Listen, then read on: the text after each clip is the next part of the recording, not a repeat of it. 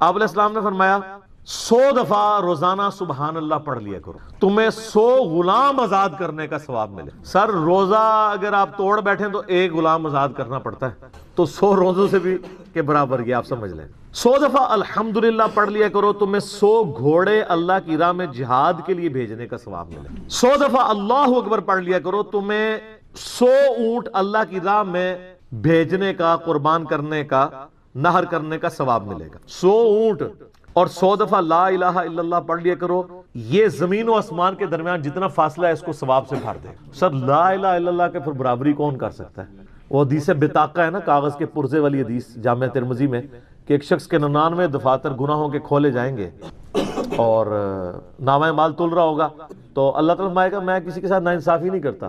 دوسری طرف ایک کاغذ کا ٹکڑا ڈالا جائے گا جس پہ لا الہ الا اللہ لکھا ہوگا۔ وہ شخص کہے گا یہ ایک ٹکڑا کیا کر سکتا ہے، بس وہ رکھنے کی دیر ہوگی، وہ پڑھنا بھاری ہو جائے گا۔ اللہ کے نام سے تو وزنی کوئی چیز نہیں ہو سکتی، اسے کہتے ہیں کاغذ کے پرزے والی حدیث، اس کے لیے جنت کا حکم ہو جائے گا۔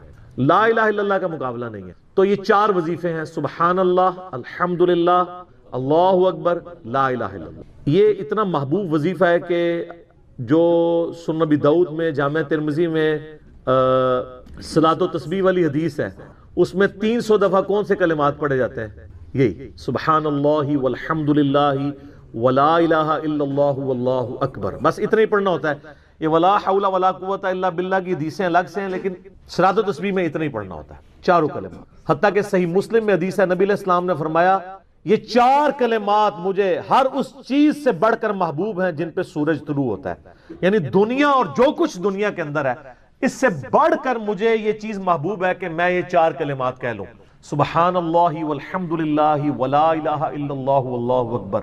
اور صحیح مسلم کی ایک اور حدیث ہے کہ نبی علیہ السلام نے فرمایا اللہ تعالیٰ کو اس سے بڑھ کر کوئی اور کلمات محبوب نہیں ہے، اور یہ حصہ بخاری میں بھی ہے اس کا، اور اس میں اللہ تعالیٰ کی طرف سے کوئی پابندی نہیں ہے، تم ان کی ترتیب بھی بدل سکتے ہو، یعنی سبحان اللہ کے بعد آپ اللہ اکبر پڑھ لیں، پھر لا الہ الا اللہ، کوئی فرق نہیں۔ یہ ایک اوپن چیز ہے، آپ یوں بھی کر سکتے ہیں کہ پہلے 100 دفعہ پڑھ لیں سبحان اللہ سبحان اللہ سبحان اللہ، الحمدللہ الحمدللہ الحمدللہ، اللہ اکبر، کیونکہ را کو پھر لام سے ملائیں گے، اللہ اکبر اللہ اکبر اللہ اکبر، لا الہ الا اللہ لا الہ الا اللہ لا الہ الا اللہ۔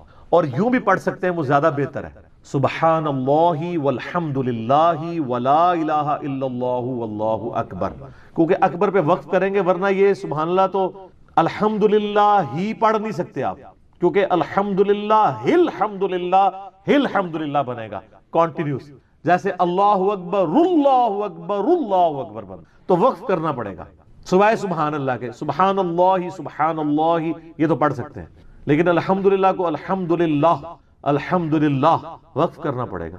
اللہ اکبر اگر ملائیں گے تو اللہ اکبر، را کو لام سے، تو اس کی بجائے اتنی مشکل میں نہ پڑھیں، سبحان اللہ والحمدللہ ولا الہ الا اللہ واللہ اکبر، ایک تسبیح پڑھ لے، 4 وظیفے 100 دفعہ ہو جائیں گے، کیونکہ نبی علیہ السلام نے اجازت دے دی ہے نا، آگے پیچھے دائیں بائیں کچھ بھی کر سکتے ہو، اور یہ ترتیب تو صلاۃ و تسبیح میں موجود ہے، نبی علیہ السلام نے کلمات پڑھے بھی ہیں۔ آپ کو پتہ ہے تبلیغی جماعت والے 3 وظیفے بتاتے ہیں، ویسے بڑی سمجھداری سے ہی کسی نے وہ ڈیوائز کیے ہوئے ہیں۔ 100 دفعہ وہ یہ بتاتے ہیں سبحان اللہ والحمدللہ ولا الہ الا اللہ واللہ اکبر، وہ ساتھ وہ بھی بتاتے ہیں ولا حول ولا قوت الا باللہ، وہ بھی پڑھ سکتے ہیں، وہ بھی صحیح بخاری میں رات کو اٹھتے وقت کی دعا ہے، ہل علی العظیم تک بھی پڑھ سکتے ہیں، وہ ابن ماجہ میں موجود ہے۔ میرا ایک یوٹیوب پہ کلپ ہے 6 کلموں کا ثبوت، تو میں نے بتایا 4 کلمے ثابت ہیں، 2 مولویوں کے لکھے ہوئے ہیں آخری والے جو ہیں، تو بلکہ وہ میرا بیٹا تو وہ اس کے وہ کورس میں آیا تو اس نے وہ 2 یاد ہی نہیں کیے، تو اس کو ماں کہہ رہی یاد کرو، کہتی ثابت، وہ کہتا ثابت ہی نہیں ہے تو کیوں ساری یاد کرو۔ ہم ریکویسٹ کریں گے، ہمارے پاس بھی وہ کورس اسلامیات کا جو ہے نا اس کو ریویو کرنے کے لیے بھیجا ہوا ہے ہماری اکیڈمی میں انہوں نے، تو ہم اس میں ان کو ریکویسٹ کریں گے کہ یہ آخری 2 کلمے نکال دیں، پہلے 4 کلمے ثابت ہیں، وہ تو ثابت ہی نہیں ہے، تو خام خواہ لوگوں کو آپ رٹا رہے ہیں، الٹا جن لوگوں کی شادی ہونے والی ہوتی ہے وہ بیچارے ٹینشن میں پڑے ہوتے ہیں 6 کلمے یاد کرنے کے، حالانکہ کلمے کے ساتھ تو کوئی تعلق ہی نہیں اس کے۔ تو یہ جو صلاۃ و تسبیح کے اندر بھی پڑھا جاتا ہے، لیکن اس میں لا حول ولا قوت الا باللہ نہیں، وہ تو لادہ سے بخاری مسلم میں حدیث ہے کہ جنت کے خزانوں میں سے ایک خزانہ ہے لا حول ولا قوت الا باللہ، تو آپ پڑھنا چاہتے ہیں ضرور پڑھیں، اس میں وظیفے کے طور پہ آپ پوری تسبیح اس کی پڑھ لیں بے شک۔ تو تبلیغ جماعت والے ایک یہ بتاتے ہیں 100 دفعہ درود شریف بتاتے ہیں اور 100 دفعہ استغفار بتاتے ہیں، تو بہت انٹلیکچوئل چیز ہے۔ یہ وظیفہ اتنا کمال ہے کہ آپ کے ہر فرض نماز کے بعد یہ وظیفہ نبی علیہ السلام نے مشروع کیا ہے. مسلم شریف میں حدیث ہے ہر فرض نماز کے بعد یہ وظیفہ پڑھنے والا کبھی نامراد نہیں جاتا. 33 دفعہ سبحان اللہ، 33 دفعہ الحمدللہ اور 34 دفعہ اللہ اکبر. اور ایک حدیث میں ہے مسلم شریف کی کہ جو پڑھے 33 دفعہ سبحان اللہ، 33 دفعہ الحمدللہ، 33 دفعہ اللہ اکبر اور 100 کا عدد پورا کرنے کے لیے پڑھ لے لا الہ الا اللہ وحدہ لا شریک لہ لہ الملک ولہ الحمد وہو علی کل شیء قدیر. 100 کا عدد اس سے بھی پورا کر سکتے ہیں اور 100 کا عدد اللہ اکبر کہہ کے بھی پورا کر سکتے ہیں تو اس کے سارے گناہ معاف کر دیے جائیں گے، اگرچہ سمندر کی جھاگ کے برابر ہی کیوں نہ ہو. لیکن وہ صغیرہ گناہ، کبیرہ گناہ صرف توبہ سے معاف ہوتے ہیں. وہ صحیح مسلم میں حدیث ہے کہ اگر بڑے گناہوں سے بچا جائے تو ایک جمعے سے دوسرا جمعہ، ایک رمضان سے دوسرا رمضان اور ایک نماز سے دوسری نماز درمیان کے گناہوں کا کفارہ بن جائے گی. لیکن جو نماز ہی نہیں پڑھتا تو جمعہ پڑھتا رہے تو وہ تو بڑے گناہوں سے نہیں بچا ہوا نا. مسلم شریف میں حدیث ہے بندے کے کفر اور اسلام کے درمیان فرق نماز ہے. یہ نہ ہوگا ایک رمضان پڑھ لے اگر رمضان کے بیچ چلے سارے، نہیں نا، اس طرح نہیں ہوگا. تو یہ وظیفہ اتنا کمال ہے. بخاری مسلم دونوں میں حدیث ہے کچھ غریب صحابہ حضور کے پاس ہے، یا رسول اللہ ہر مقابلے میں ہم برابری کر لیتے ہیں امیر اصحاب کی. وہ روزے رکھتے ہیں ہم بھی روزے رکھ لیتے ہیں، وہ نمازیں پڑھتے ہیں ہم بھی نمازیں پڑھ لیتے ہیں، وہ جہاد کرتے ہیں ہم بھی جہاد کر لیتے ہیں. ایک معاملے میں آ کے ہم مارے جاتے ہیں. قرآن میں بار بار ہے اللہ کی راہ میں خرچ کرو، ہم تو خود ہی غریب ہیں.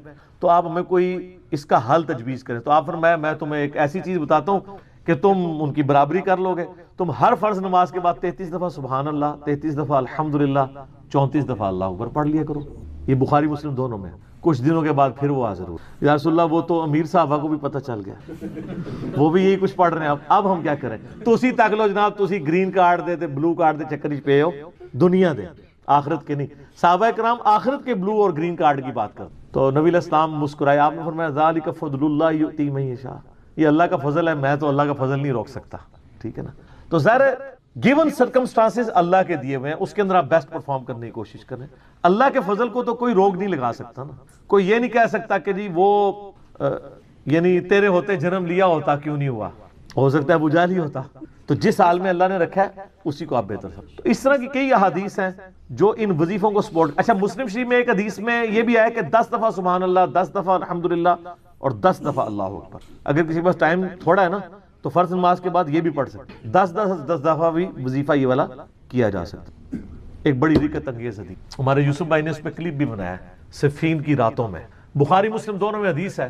مولا علی علیہ السلام خود روایت کر رہے ہیں. وہ کہتے ہیں کہ نبی علیہ السلام کو جب اللہ نے کشادگی دی، کچھ غلام آپ کو گفٹ ملے، تو میں نے فاطمہ سے کہا کہ تم پورا دن گھر کی صفائی کرتی ہو، چکی چلاتی ہو، اس کی وجہ سے ان کے ہاتھ پہ بھی نشان بن گئے تھے.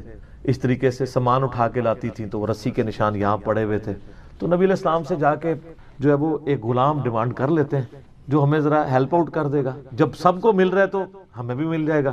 تو سیدہ فاطمہ حاضر ہوئی. یہ حدیث بخاری میں بھی ہے مسلم میں بھی. تو حضور علیہ السلام کے پاس گئیں، بات نہیں کر. طبیعت میں تربیت کس کی تھی سر؟ بولڈنس نہیں تھی وہ والی، حالانکہ باپ ہے اور حضور کو پتا تھا اپنی بچی کی عادت. تو وہ گئیں، بات نہیں کر سکی، واپس چلی گئی.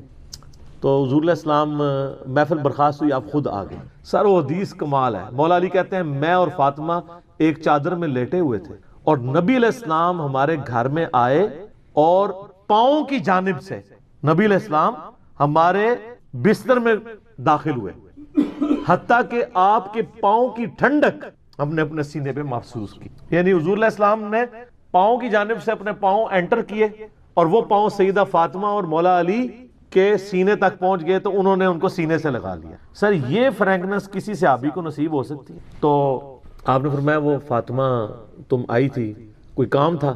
سیدہ فاطمہ سے پھر بھی بات نہیں نکلی. تو حضرت علی کہتے ہیں میں نے نا پھر کہا یا رسول اللہ وہ میں نہیں بھیجا تھا، پورا دن کام کرتی ہے. آپ کی بیویاں کہتی ہیں ہماری کوئی ذمہ داری نہیں ہے. یہ بھی تو بیوی تھی نا. بخاری مسلم میں حدیث ہے جنتی عورتوں کی سردار ہے فاطمہ سلام اللہ علیہا. تو میں نے غلام کے لیے عرض کیا تھا یہ تھک جاتی ہے ہمیں ہیلپ آؤٹ کر دے گا. آپ علیہ السلام فرمایا میں تمہیں سے بہتر نہ چیز عطا کروں؟ کہ یا رسول اللہ عطا کریں. یعنی آپ لوگ تو سمجھ رہے ہوں گے کہ غلام مانگا ہے تو شاید ایک گھوڑا بھی ساتھ گفٹ مل جائے گا. ان کا جب رات کو بسترے پہ جانے لگو نا تو 33 دفعہ سبحان اللہ، 33 دفعہ الحمدللہ اور 34 دفعہ اللہ اکبر پڑھ لیا کرو. یہ تمہارے لیے اس غلام سے بھی بہتر ہے. یعنی سارے دن کی تھکاوٹ اتر جائے گی. سر یہ بہت بہترین وظیفہ ہے. تو اچھا یہ حدیث مولا علی پوری زندگی سنایا کرتے تھے کیونکہ حضرت فاطمہ اور مولا علی کی ایک محبت بڑی مثالی تھی. پھر لوگ بھی جو ہے نا وہ مولا علی سے پوچھا کرتے تھے وہ فاطمہ والی حدیث تسبیح فاطمہ، اسے تسبیح فاطمہ اسی لیے کہا جاتا ہے. تو یہ حدیث جب بیان کی مولا علی نے تو آگے نے تابعین نے پوچھ لیا، بخاری مسلم دونوں میں ہے، کہ حضرت علی کہتے ہیں کہ وہ دن ہے، آج کا دن ہے، میں نے کبھی یہ وظیفہ چھوڑا نہیں ہے. سر استقامت تو خود مل جاتی ہے، جس کے بسترے میں جا کے نبی علیہ السلام وظیفہ سکھا رہے ہوں تو وہ پوری زندگی اس واقعے کو کبھی بھول سکتا ہے کہ مجھے خود آ کے میرے بسترے میں آ کے، اور حتیٰ کہ آپ کے قدم مبارک میرے سینے سے لگے تھے، اس حال میں حضور نے مجھے یہ تحفہ دیا ہے، وہ تحفہ کوئی بھلا سکتا ہے؟ تو تابعی نے کہا کہ مولا علی سے کہا کہ کیا جنگ صفین کی راتوں میں بھی آپ یہ وظیفہ پڑھا کرتے تھے جب مسلمانوں پہ اتنا مشکل وقت تھا، آپ میدان جنگ میں تھے؟ آپ دیکھیں 30 سال کے بعد مولا علی کو تلوار دوبارہ اٹھانا پڑی اسلامی نظام کو بچانے کی. تو مولا نے کہا ہاں صفین کی راتوں میں بھی میں نے کبھی یہ وظیفہ نہیں چھوڑا. تو اس پہ وہ کلپ بنایا تھا صفین کی راتوں میں. یہ اتنا کمال کا وظیفہ. اللہ تعالیٰ ہمیں اس وظیفے پہ استقامت دے اور کچھ نہ کر سکیں یہ ضرور کیا کریں. بخاری مسلم میں حدیث ہے، عائشہ کہتی ہیں نبی علیہ السلام نے فرمایا کہ اللہ تعالیٰ کو سب سے بڑھ کر محبوب عمل وہ ہے جو مستقل مزاجی سے کیا جائے، خواہ تھوڑا ہی کیوں نہ ہو، بنسبت اس عمل کے جو بہت زیادہ ہو لیکن مستقل مزاجی سے نہ ہو. ایک بندہ ایک دن 1000 دفعہ سبحان اللہ پڑھتا ہے، اگلے دن 10 دفعہ پڑھتا ہے، اس سے بہتر روزانہ ہی 10 دفعہ پڑھ لے. تو یہ وظیفہ 100 دفعہ پڑھنے کے لیے کوئی زیادہ ٹائم ریکوائرڈ نہیں ہوتا. آپ روٹین میں ہیں، آپ پاس دونوں آپشن ہیں، الگ الگ کر کے پڑھ لیں تب بھی ٹھیک ہے، ایک ہی دفعہ میں پڑھ لیں سبحان اللہ والحمدللہ ولا الہ الا اللہ واللہ اکبر تب بھی درست ہے. اور فرض نماز کے بعد تو اور کوئی وظیفہ، ایک آیت الکرسی والا وظیفہ اور یہ تسبیح فاطمہ والا وظیفہ اور تکبیر بلند کرنا، استغفار پڑھنا، اللہم انت السلام منک السلام، سارے اذکار اس میں لکھے ہوئے ہیں. چند ایک وظائف تو ضرور پڑھیں اور اس میں یہ والا وظیفہ کبھی نہ چھوڑیں، یہ بہت ایکسٹرا آرڈنری. مغرب کی اذانیں شروع ہو چکی ہیں، بقیہ سوالات انشاءاللہ اذان مغرب کے وقفے کے بعد انشاءاللہ. جزاکم اللہ. جامعہ ترمذی میں اور مسند امام احمد میں صحیح سند کے ساتھ یہ حدیث موجود ہے کہ اللہ کے محبوب صلی اللہ علیہ وآلہ وسلم نے فرمایا کہ جو شخص قیامت کو اپنی آنکھوں سے دیکھنا چاہے تو وہ سورۃ التکویر پڑھ لے اور سورہ الانفطار پڑھ لے، یہ دونوں صورتیں آ جائیں گی، اور سورۃ الانشقاق پڑھ لے، وہ اس کے بعد آتی ہے سورۃ المطففین کے بعد. یہ 3 صورتیں ایسی ہیں کہ اگر کسی نے قیامت کو اپنی آنکھوں سے دیکھنا ہے، وہ یعنی ویڈیو فلم اس کی دیکھنی ہے قیامت کے دن کا نقشہ، تو ان 3 صورتوں کو پڑھ لے. بڑی جاندار یہ صورتیں ہیں. اللہ کا نام لے کے شروع کرتے ہیں. اعوذ باللہ من الشیطان الرجیم، بسم اللہ الرحمن الرحیم. اذا الشمس کورت، وہ وقت یاد کرو جب سورج کو لپیٹ دیا جائے گا. وَإِذَا النُّجُومُ انْكَدَرَتْ، اور ستارے بکھر جائیں گے. میں نے پہلے بھی عرض کیا قیامت والے دن اللہ تعالیٰ نے گریویٹیشنل فورس کو ڈسٹرب کر دینا ہے، اور اس کا اینڈ رزلٹ یہ ہے کہ پھر گریویٹی اگر ڈسٹرب ہو جائے تو اس کائنات کے اندر جتنے اجرام فلکی ہیں، جتنے بھی سیٹلائٹس ہیں، یہ سب کے سب تباہ و برباد ہو جائیں گے. جتنے بھی سن ہے، جتنے بھی سورج ہیں، وہ تمام کے تمام اس کی وجہ سے ایک دوسرے میں مل کے ختم ہو جائیں گے. تو وہ وقت یاد کرو جب سورج کو لپیٹ دیا جائے اور ستارے بکھر جائیں. وَإِذَا الْجِبَالُ سُيِّرَتْ، اور پہاڑوں کو اکھیڑ دیا جائے. اس روئے عرض پہ سب سے مضبوط چیز جو ہے نا اللہ کی مخلوقات میں سے، وہ پہاڑ ہے. کوئی بھی جاندار یا ہماری لینگویج میں جو بے جان چیزیں ہیں، چاہے وہ درختوں کی فارم میں ہوں، جاندار چیزیں چاہے جانوروں کی فارم میں ہوں، کوئی بھی اتنی مضبوط نہیں ہے اپنی کنسٹرکشن کے اعتبار سے جتنے پہاڑ ہیں. بلکہ یہ پوری زمین کی ڈائنامک بیلنسنگ ان پہاڑوں کی وجہ سے. تو پہاڑ بھی گریوٹی کی وجہ سے ڈسٹرب ہو کے اون کی طرح بکھر رہے ہوں. جیسے روئی کے ریشے اڑتے ہیں نا جب اس کی دھنائی کی جاتی ہے، اس طرح یہ پہاڑ اس زمین کے اوپر تیر رہے ہوں گے. زمین بالکل فلیٹ کر دی جائے گی. اللہم اجرنا من النار، اللہم اجرنا من النار. وَإِذَا الْعِشَارُ عُطِّلَتْ، جب اونٹنیاں، ایسی اونٹنیاں جو کہ پریگننٹ ہوں اور ان کے بچے پیدا ہونے والے ہوں، وہ بھی بکھرتی ہوئی ہر طرف نظر آئیں. عرب کے لوگ اصل میں جو یہ اونٹنیاں تھی نا، جو پریگننٹ اونٹنیاں تھی، جس طرح آج کل ہمارے سب کانٹیننٹ کے معاشرے میں جب بھینس کا بچہ ہونے والا ہوتا ہے تو بڑی اس کو پروٹوکول سے، بڑی حفاظت سے اس کو رکھا جاتا ہے، کیونکہ آمدہ جتنی روزی ہے اسی سے وابستہ ہوتی ہے.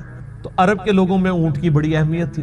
اونٹ کے بغیر تو ان کی زندگی سمجھ لیں کسی بھی راستے پہ سفر پہ گزر نہیں سکتی تھی، کیونکہ اونٹ کو اللہ نے ایسی کوالٹیز دی ہیں جو دنیا میں اور کسی جانور کے پاس نہیں ہے۔ 1 مہینے تک بغیر پانی پیے وہ سفر کر سکتے، یہ کوالٹی تو کسی بھی جاندار کی نہیں ہے، وہ سٹور کر لیتا ہے پانی اپنے اندر۔ تو جب اونٹنی جو ہے وہ پریگننٹ ہوتی تھی، حاملہ ہوتی تھی، تو وہ بڑی اس کی حفاظت رکھتے تھے کہ اب اولاد ہوگی اس کی تو ہم نے اس کو آگے لے کے چلنا ہے۔ تو عرب کے لوگوں کو اسی چیز کی طرف توجہ دلائے گی کہ جس اونٹنی کو تم بڑا ایسٹ سمجھتے ہو اپنی زندگی میں، وہ قیامت والے دن وہ پریگننٹ اونٹنیاں بھی گویا کہ اس طرح بکھر رہی ہوں گی، ان کا مالک بھی ان سے بے خبر ہوگا۔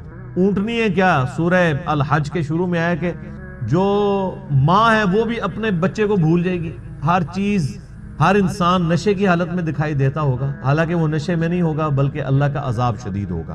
یہ سورۃ الحج کی شروع کی آیات ہے، میں نے سورۃ القیامہ میں بھی کور کی تھی، آج کراس ریفرنس کے طور پہ ان کو میں نے صرف کوٹ کر دیا، آپ خود پڑھ لیجئے گا۔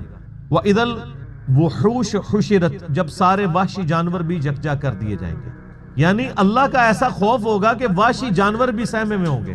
ورنہ آپ سوچ سکتے ہیں کہ بکری اور شیر ایک جگہ پہ جمع ہوں اور شیر بکریوں پہ حملہ آور نہ ہو، یہ دوسرے وحشی جانور بھی آپ کو دیکھیں کہ آپس میں لڑتے ہیں، شیر اور چیتوں کی لڑائی ہو جاتی ہے، مگرمچھ اور شیروں کی لڑائی ہو جاتی ہے، یہ سارے لڑنے والے جنگلی جانور بھی قیامت والے دن ایک جگہ جمع ہوں گے، لیکن لڑ رہے نہیں ہوں گے، وہ ایسا خوف کی کیفیت ہوگی کہ وہ بھی ڈر کے مارے سہمے میں کھڑے ہوں۔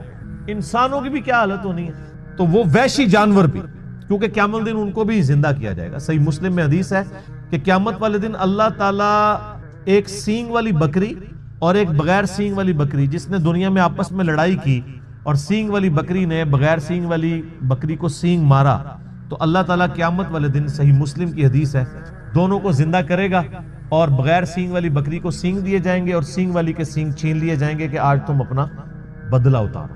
بدلے کا دن ہے جی، وہ مالک یوم الدین، قیامت کا دن، بدلے کا دن۔ دنیا میں کسی بڑے سے بڑے بدماش کی بدماشی چل سکتی ہے، لیکن آخرت میں لمن الملک اليوم، آج کے دن کس کی بادشاہت ہے؟ للہ الواحد القہار، اس اکیلے اللہ کی جو سب پہ چھایا ہوا ہے۔ آپ دیکھیں یہ سورۃ المومن کی آیت ہے، اللہ نے قیامت کے دن اپنا نام ہی القہار رکھا ہوا ہے، سب پہ چھایا ہوا۔ تو اللہ تعالیٰ فرماتا ہے اس دن وحشی جانور بھی سہمے میں کھڑے ہوں گے ایک جگہ۔ وَإِذَا الْبِحَارُ سُجِّرَتْ، جب سمندر بھڑکا دیے جائیں گے۔ وَإِذَا دَكَّتِ الْأَرْضُ دَكًّا دَكًّا، آگے جا کے آئے گا نا، زمین کو کوٹ کوٹ کے برابر کر دیا جائے گا، یہ زمین کو فلیٹ کر دیا جائے گا، سارے پہاڑ، اونچی نیچی چیزیں سب ختم کر دی جائے گی۔ تو ظاہر ہے اس کا اینڈ رزلٹ یہی نکلنا ہے کہ زمین کے اندر جو لاوا ہے وہ باہر آ جائے گا یا ایٹ لیسٹ اوپر آ جائے گا۔ تو یہ جو سمندر ہیں، آپ کو پتا ہے سمندروں کے نیچے بھی آتش فشاں ہیں، بعض اوقات سمندروں کے اندر آتش فشاں پھٹتے ہیں تو ایک نئے نئے جزیرے بھی نمودار ہو جاتے ہیں۔ اکثر ٹی وی پہ خبر بھی آتی ہے کہ فلاں سمندر میں، پیسیفک اوشن میں یا اٹلانٹک کے اندر ایک نیا جزیرہ نمودار ہوا ہے۔ وہ جزیرہ کیسے اوپر آتا ہے؟ نیچے وہ آتش فشاں جو ہے وہ اگلتا رہتا ہے، لاوا، وہ سمندر کے پانی میں ٹھنڈا ہوتا رہتا ہے، وہ لاوا جمع ہو کے پورے کا پورا ایک نیا آئی لینڈ بن جاتا ہے۔ اور وہ آتش فشاں اتنے طاقتور ہیں کہ ان کی وجہ سے بعض اوقات جب پانی کے اندر ابال پیدا ہوتا ہے، جیسا کہ آپ کسی پانی کے برتن میں کوئی پتھر پھینکیں تو اس میں سے لہریں جنریٹ ہوتی ہیں نا، تو اسی طریقے سے سمندر کے اندر جب آتش فشاں پھٹتے ہیں نا تو اس کے جو بڑا بڑا لاوا نکلتا ہے وہ بڑے بڑے پتھروں کی فارم میں بن جاتا ہے، لیکن اس کی وجہ سے زمین کے اس لاوے کی وجہ سے سمندر کے اندر ویوز پیدا ہوتی ہیں، جیسا کہ باہر سے پتھر مارنے کی وجہ سے ہوتی ہیں، چاہے باہر سے پتھر مارا جائے چاہے اندر سے پتھر ہو، تو وہ ایک دفعہ ویوز تو نکلیں گی، اور وہی ویوز ہیں جو سونامی کی شکل میں۔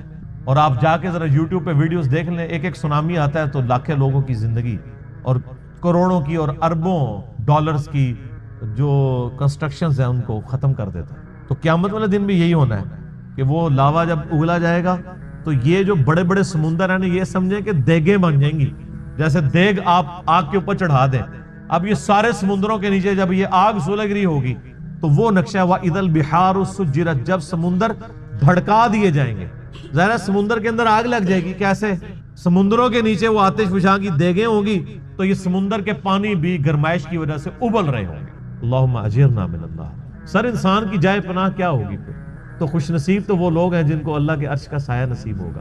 بخاری و مسلم میں حدیث ہے کہ قیامت والے دن اللہ کے سائے کے سوا، یعنی اس کے عرش کے سائے کے سوا اور کوئی سایہ نہیں ہوگا۔ اور 7 طرح کے لوگ اس کے عرش کے سائے کے نیچے ہوں گے.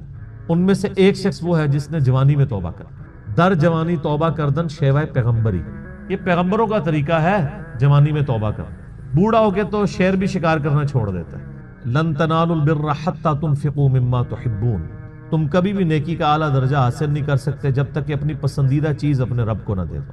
انسان کی زندگی میں سب سے پسندیدہ چیز اس کی جوانی ہے.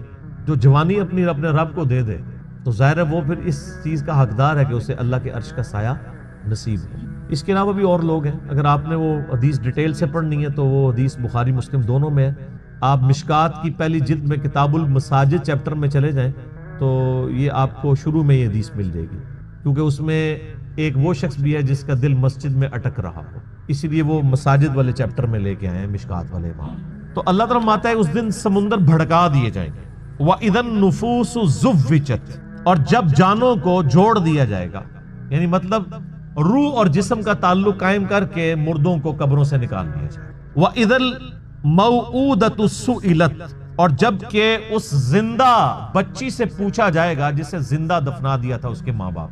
آپ کو پتا ہے عرب کے لوگ بچی کی پیدائش سے وہ نفرت کرتے تھے, اور آج تک یعنی ہمارے سب کانٹیننٹ کے معاشرے میں وہ فرسودہ نظریات چل رہے ہیں, حتیٰ کہ مسلمانوں کے ہاں بھی چلتے ہیں, ہندوؤں کے ہاں تو بہت زیادہ ہے. 8 سے 15 سال پہلے کی آلموسٹ رپورٹ ہے BBC کی کہ انڈیا کے اندر روزانہ 3000 بچیاں پریگنینسی کے دوران مار دی جاتی تھی. 3000 روزانہ. ظاہر ہے 1 ارب سے زیادہ جب آبادی ہوگی, اب تو 1.5 ارب کے قریب پہنچ چکی, تو اس میں 3000 تو کچھ بھی نہیں. اسی وجہ سے آج انڈیا میں مردوں کی تعداد عورتوں سے زیادہ ہو گئی. 3000 بچے. آج بھی وہی چیزیں چل رہی ہیں. اور ہمارے بھی سب کانٹیننٹ کے معاشرے میں, آپ پنجاب کے معاشرے میں تو بالخصوص دیکھ لیں کہ بچی کی پیدائش کو ایک نٹوریس چیز سمجھا جاتا ہے, ماں کے حق میں بھی اور اولاد کے یعنی اعتبار سے باپ کے حق میں. اور وہ ساسیں جو خود فیمیل جینڈر سے تعلق رکھتی ہیں وہ اپنے پوتی کے پیدا ہونے کے اوپر ناخوش ہو رہی ہوتی ہیں, حالانکہ انہوں نے نہیں سوچا کہ کیا وہ خود مرد تھی. وہ اگر فیمیل پیدا ہوئی ہیں تو ٹھیک ہے, لیکن ان کے بیٹے کے ہاں اگر کوئی بچی پیدا ہو گئی ہے تو غلط ہے. کتنی یہ بری ٹریڈیشن. یہ علیحدہ بات ہے کہ بعد میں جب وہ بچے بڑے ہوتے ہیں تو بچوں کی وجہ سے اولاد کا جو بچوں والا جینڈر ہے اس کی پورشن کی وجہ سے ماں باپ جو ہے ذلیل ہو رہے ہوتے ہیں, اور بچیوں کی وجہ سے وہ سکھی ہوتے ہیں. یہ علیحدہ بات ہے, زیادہ تر ہم نے یہی دیکھا ہے. تو اللہ تعالیٰ فرماتا ہے قیامت دن اس بچی کو زندہ کر کے اللہ تعالیٰ اس سے پوچھے گا بِأَيِّ ذَنبٍ قُتِلَتْ. تجھے کس گناہ کے سبب قتل کیا گیا تھا. کتنی لطیف گفتگو ہے کہ قتل کرنے والے سے نہیں پوچھا جا رہا, بلکہ بچی سے پوچھا جائے گا کہ معصوم بچی آج تیرا دن ہے, تو بول کہ کس جرم کی پاداش میں تجھے قتل کیا تھا تیرے ماں باپ نے. تو معصوم بچی کو اللہ تعالیٰ بیسیکلی اسے حوصلہ افزائی فرما رہا ہوگا کہ آج دن ہے, تجھے بدلہ دلایا جائے گا. کتنے صحابہ تھے جنہوں نے یعنی ایمان لانے سے پہلے کفر کی حالت میں اس طرح کے جرائم کیے ہوئے, اور اللہ تبارک و تعالیٰ نے اسلام لانے کے سبب ان کے ان گناہوں کو معاف کیا. کئی ایک واقعات ہیں جو آپ سنتے رہتے ہیں. بہرحال یہ بہت بڑا جرم ہے. آج بھی یہ بات ماڈرن دور میں جو اس سے ریلیٹڈ چیز ہے جس کو ڈسکس کرنے کی ضرورت ہے. نیٹ کے اوپر آپ کو شعر و شاعری کی فارم میں بھی ایسی نظمیں ملیں گی سیدنا داہیہ قلبی رضی اللہ تعالیٰ عنہ کے بارے میں, کہ ان کی ایک چھوٹی سی بچی تھی جو انہوں نے دفنا دی تھی, اور جب وہ اسلام قبول کرنے کے لیے آئے تو انہوں نے پورا بڑا رکت انگیز واقعہ ہے, وہ انسان بیان بھی نہیں کر سکتا. تو وہ بیان کر کے کہا یا رسول اللہ مجھے کیا یہ میرا گناہ بھی معاف ہو جائے گا. تو اللہ نے فرمایا, اللہ کے نبی علیہ السلام نے فرمایا کہ اسلام پچھلے سارے گناہوں کو معاف کر دیتا ہے. بہرحال آج کے دور کے اعتبار سے اس میں عبرت یہ ہے کہ اللہ کا شکر ہے اسلام کی برکت سے لوگ کم از کم بچیوں کو دفناتے تو نہیں ہیں, لیکن پریگنینسی کے دوران ضائع کرانا بھی کسی نہ کسی درجے میں اسی جرم کے اندر فال کرتا ہے. پریگنینسی آئیڈینٹیفائی ہوگی, ایون آئیڈینٹیفائی نہ بھی ہوئی ہو کہ یہ میل ہے یا فیمیل, اس سے پہلے بھی آپ یہ کام کر نہیں سکتے. ایک اولاد کو قتل کرنے کے زمرے میں آتا ہے, اور قرآن حکیم میں بڑی سختی سے اس کی مذمت ہے. سورہ بنی اسرائیل میں تو اللہ تعالیٰ نے بالکل ایک اوپن فلسفہ بیان کیا ہے کہ مت قتل کرو اولاد کو مفلسی کے ڈر سے, تمہیں بھی ہم رزق دیتے ہیں اس کو بھی ہم ہی رزق دیں گے, بے شک ان کا گناہ بہت بڑا جرم ہے. لوگ ان چیزوں کو ہلکا جان رہے ہوتے ہیں, پھر ڈاکٹروں سے مشورہ کرتے ہیں, پھر ہمیں بھی کبھی بعض اوقات رابطہ کر رہے ہوتے ہیں, جی وہ بتائیں جی بس وہ جی یہ ہو گیا جی وہ ہو گیا جی یہ مجبوری ہے جی, ابھی جناب 40 دن پورے نہیں ہوئے, فلاں نہیں ہوئے, یہ نہیں ہوئے. ونس پتہ چل گیا پریگنینسی ٹھہر گئی ہے, چاہے وہ 1 دن کی بھی ہے, آپ اس کو ضائع نہیں کروا سکتے. ہاں اس سے پہلے اگر کوئی بندہ وقفے کی کوئی صورتحال پیدا کرے تو وہ تو جائز ہے. میرے اس کے اوپر بخاری مسلم کی حدیث کی روشنی میں آپ فیملی پلاننگ لکھیں, یوٹیوب پہ اور میرا نام لکھیں تو آپ کلپ کھول کے سامنے آ جائے گا. تو یہ آج اس کی ماڈرن فارم یہ ہے کہ لوگ پریگنینسی ضائع نہ کروائیں، یعنی لیکن جو ہے وہ جب آئیڈینٹیفائی ہو جائے تو پتہ چلے کہ فیمیل ہے تو پھر اس وقت ضائع کروا دیں، یا اس سے پہلے بھی کروائیں. یہ ایک ماڈرن فارم ہے، تو یہ بھی اسی طریقے سے اس کو کنڈیم کیا جائے گا. تو اللہ تعالیٰ ہمارا اس دن پھر بچیوں سے پوچھا جائے گا کہ تمہیں کس جرم میں قتل کیا گیا. یعنی بہت بڑا یہ جرم ہے. ابھی کچھ عرصہ پہلے انہوں نے مکے سے وہ آلموسٹ ابھی بھی وہ قبرستان پہاڑی کے اوپر میں نے وہ دیکھا ہوا ہے، قبرستان مکے کے اندر موجود ہے جہاں پہ وہ بچیوں کو زندہ درگور کیا کرتے تھے. اب چونکہ مسجد حرام کی توسیع ہو چکی ہے لہٰذا وہ تقریباً آلموسٹ مسجد حرام کے قریب ہی، اگر آپ وہ باب الفاد والی سائڈ سے باہر نکلیں تو وہ پہاڑی پہ وہ اس قبرستان کی باقیات موجود ہیں جو انہوں نے مخصوص کیا ہوا تھا جہاں پہ بچیوں کو زندہ دفن کیا کرتے تھے. آپ دیکھیں آج یعنی اسلام کے اوپر اعتراض کیا جاتا ہے کہ اسلام بیسک ہیومن رائٹس کو اور عورتوں کے حقوق کو جو ہے وہ دباتا ہے، حالانکہ یہ کتنا بڑا ثبوت ہے کہ ہیومینٹی کو اس بڑی لعنت سے نجات ہی اسلام نے دلائی ہے. آج بھی آپ دیکھ لیں جو اسلام نے عورتوں کو عزت دی ہے کسی اور معاشرے نے نہیں دی. اس لیے آپ دیکھیں جب غیر مسلم عورتیں مسلمان ہوتی ہیں آپ ان کے انٹرویو سنیں تو وہ آپ کو پتہ ہے اس وقت جو غیر مسلم مسلمان ہو رہے ہیں نا ان میں 67% عورتیں ہیں اور 33% جو ہیں وہ مرد ہیں. عورتیں کہتی ہیں ہم سیکیور فیل کر رہی ہیں، ہمیں تو اسلام میں آ کے پتہ چلا ہے کہ عورت کی عزت ہی اسلام میں. وہاں گورے تو مطلب جو گوروں کے ملک میں تو گوریاں تو ترس جاتی ہیں کہ ان کو کوئی مخلص خاوند ملے، اور یہاں پہ مل جاتے ہیں اسلام کی وجہ سے. خاوند کیا غلام مل جاتے ہیں کتنی عزت ہے. اور عورتیں جس طرح بوڑھی ہوتی ہیں ان کی عزت میں اضافہ ہوتا ہے. عورتیں سٹرانگ ہوتی جاتی ہیں اور مرد کمزور ہوتا جاتا ہے. اور جب ماں بن جاتی ہے تو آپ دیکھ لیں ہمارے سب کانٹیننٹ کے معاشرے میں کتنی عزت ہے. چند ایک مثالیں آپ ایک نوٹوریس دیں گے، اوورال تو ایک ورتھ ہے نا. اسی لیے یعنی جو غیر مسلم عورتیں مسلمان ہوتی ہیں وہ اسی چیزوں کو اپریشیٹ کرتی ہیں. آپ مسلمان عورت کو پوری زندگی اس پہ قائل کرتے ہیں کہ وہ نقاب کرے، اور غیر مسلم عورت مسلمان ہوتے ہی حجاب شروع کر دیتی ہے. اور آپ ان کے انٹرویو سنیں، وہ آپ کو خود بی بی سی انٹرویو کر چکی ہے ان سے، سی این این پہ آئے ہوئے ہیں، وہ کہتا ہے انہوں نے ڈیفینڈ کیا پورا نقاب کر کے عورتیں بیٹھی ہیں، اور کوئی جاہل عورتیں نہیں، پڑھی لکھی عورتیں. بلکہ آپ یوٹیوب پہ ایک ڈیبیٹ ہے غالباً ایک فرانس میں ایک میکینیکل انجینئر تھی، وہ عورت جو مسلمان ہوئی اس نے پورا کالا نقاب اور پورا برقع کیا ہوا، اور دوسری طرف انہوں نے ایک مسلمان ملک کی ایک بال کھول کے مسلمان عورت بٹھائی ہوئی تھی، اور ڈیبیٹ یہ ہو رہی تھی کہ برقع ضروری ہے کہ نہیں. وہ غیر مسلم مسلمان ہونے والی برقعے کو ڈیفینڈ کر رہی تھی، اور جو پیدائشی مسلمان ہے کچھ بھی ہیں تیرے محبوب کی امت سے ہیں وہ کہہ رہی تھی یہ ضروری نہیں ہے. تو پھر اس عورت نے جو نیو مسلم تھی اس نے جو دلائل دی ہیں یوٹیوب کے اوپر یہ ڈیبیٹ پڑی ہوئی آپ دیکھ لیں.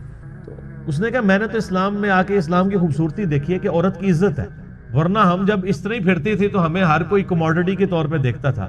آج ہم نے نقاب کیا ہوتا ہے تو کم از کم ہمیں ایک کموڈٹی کے طور پہ تو پیش نہیں کیا جاتا. اسلام کے اندر عزت ہے ایک عورت کی. تو قیامت والے دن اللہ تعالیٰ پھر اس بچی سے پوچھے گا جسے دفنا دیا گیا تھا زندہ یا قتل کر دیا گیا تھا. وَإِذَا الصُّحُفُ نُشِرَتْ، اور جب اعمال نامے کھولے جائیں گے. وَإِذَا السَّمَاءُ كُشِطَتْ، اور جب آسمان کی کھال ادھیڑ دی جائے گی.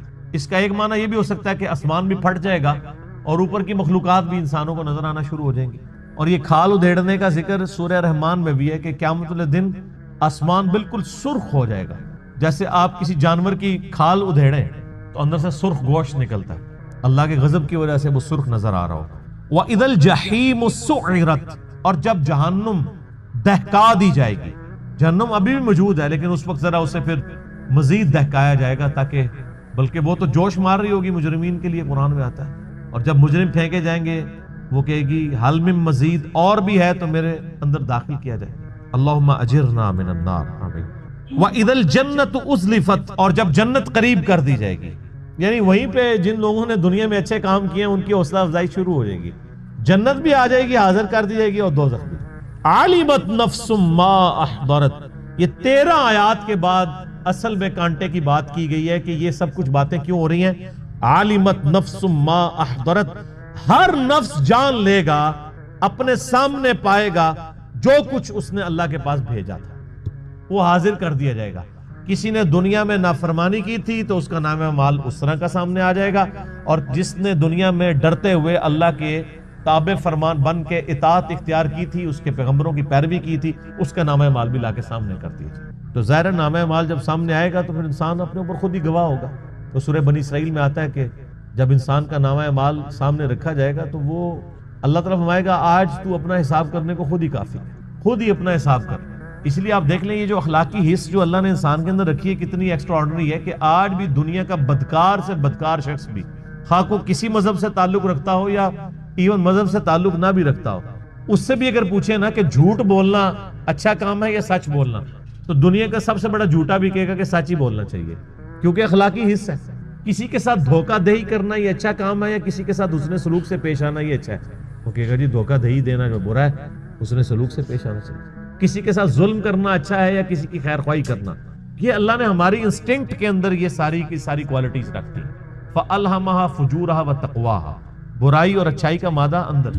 انبیاء کرام تو صرف اس کو ایکٹیویٹ کرتے ہیں نور علی نور، انبیاء کی دعوت نہ بھی پہنچے تب بھی انسان کے اندر جو اخلاقی حصہ ہے اس کی وجہ سے وہ اللہ کی بارگاہ میں اکاؤنٹیبل ہے، کیونکہ انسان برائی کو برائی سمجھتا ہے، اچھائی کو اچھائی سمجھتا ہے، خواہ وہ کسی معاشرے میں رہتا ہو۔ تو ہر جان پھر اس دن اپنے نامہ اعمال کو سامنے دیکھے۔ یہاں پہ بھی آپ دیکھ لیں جو یہ کالجز کے یونیورسٹیز کے وہ بڑے جو یعنی بے حیائی کی زندگی گزارنے والے سٹوڈنٹس بھی ہیں نا، آپ ان کے بھی انٹرویوز کریں نا اگر، اور ان سے پوچھیں کہ آپ کی بیوی کیسے ہونی چاہیے، تو کہیں گے جی نیک شریف و پردہ کرتی ہو، اور اپنی حالت کیا ہوتی ہے؟ تو انسان کی انسٹنکٹ کے اندر موجود ہے۔ تو آپ جو کچھ پسند کر رہے ہیں اس کے لیے پھر ایفرٹ بھی پٹ کریں نا۔ خود آپ کی جو کریکٹر ہے، آپ کا کردار جو ہے وہ بےغیرتی کے اوپر مبنی ہے اور آپ کی خواہش جو ہے وہ غیرت والی ہے، تو ایسا تو نہیں ہوگا۔ ان پٹ اچھی ہوگی تو آؤٹ پٹ اچھی نکلے گی، ان پٹ نیگیٹو کا کبھی بھی آؤٹ پٹ پازیٹیو رزلٹ نہیں آتا۔ فلا اقسم بالخنس الجوار الکنس، اللہ فرماتے ہیں نہیں اقسم، میں قسم کھاتا ہوں۔ یہ وہ لا آ گئی ہے نا، یعنی یہ سارے فرسودہ خیالات ہیں۔ جو لوگ کہتے ہیں نا قیامت نہیں آئے گی، نہ، غلط کہتے ہیں۔ اقسم بالخنس الجوار الکنس، میں قسم کھاتا ہوں، مجھے قسم سیدھے چلنے والے رکے رہنے والے ستاروں کی، جو یعنی کبھی رکتے ہیں اور کبھی چلتے ہیں ود رسپیکٹ ٹو زمین۔ آپ یہ کبھی رات کے وقت بھی اگر آپ نارتھ سٹار کو ڈھونڈنا ہو نا، تو وہ جو بڑا سا چمچا جسے کہتے ہیں نا ہم دبے اکبر، اس کے جو نچلے والے دو ستارے ہیں ان کی سیدھ میں نارتھ سٹار ہوتا ہے، تو وہ پوری رات آپ کو اس کی پوزیشن یوں نارتھ سٹار کے گرد یوں گھومتی ہوئی نظر آئے گی۔ رات کے وقت ادھر ہے تو آپ سحری کے وقت دیکھیں گے وہ یہاں پہنچا ہوگا۔ تو اللہ نے ہمارا ان ستاروں کو، جن کو اللہ نے اس طرح ایڈجسٹ کیا ہے ود رسپیکٹ ٹو زمین، ان کی اورینٹیشن بدلتی ہے، مجھے ان کی قسم، یعنی ان کی قسم کا مراد یہ نہیں کہ وہ بہت عظیم ہے، مراد یہ ان کے بنانے والے کی قسم جس نے ان کو ان کاموں میں لگایا۔ واللیل اذا عسعس، اور رات کی جب وہ جانے لگے، والصبح اذا تنفس، اور صبح کی جب وہ سانس لے۔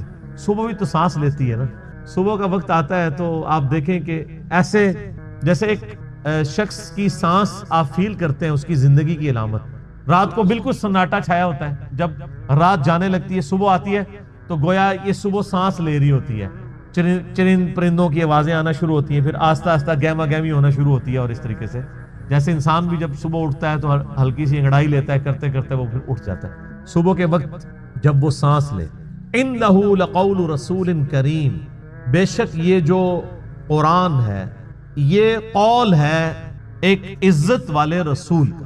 یہاں رسول کریم سے مراد جبرائیل علیہ السلام، کیونکہ آگے آ جائے گا، اور اس سے پہلے پارہ نمبر 29 میں یہ سیم الفاظ نبی علیہ السلام کے لیے آئے تھے، عزت والا رسول۔ فرشتوں میں رسول حضرت جبرائیل علیہ السلام ہے، جو انسانوں میں رسولوں کے اوپر وحی لے کے آتے ہیں۔ ذی قوت عند ذی العرش عرش مکین، وہ عزت والا رسول وہ ہے جو قوت والا ہے عرش والے کے ہاں، جو عرش کا مالک ہے اس کے ہاں اس کی قوت ہے، اللہ نے اس کو اتھارٹی دی ہوئی ہے۔ مطاع ثم امین، اس کی اطاعت کی جاتی ہے، وہ امانت دار بھی ہے، یعنی جو اللہ نے وہی دی وہ امانت کے ساتھ پہنچاتا ہے، اور فرشتوں کے ہاں اس کی اطاعت کی جاتی ہے، یعنی وہ فرشتوں کا سردار ہے، فرشتے اس کے اوبیڈینٹ ہیں، یعنی روح قدس جبرائیل علیہ السلام۔ وما صاحبکم بمجنون، اور تمہارے ساتھی کوئی مجنون نہیں ہے، نعوذ باللہ۔ وہ کہتے تھے کوئی جنات کا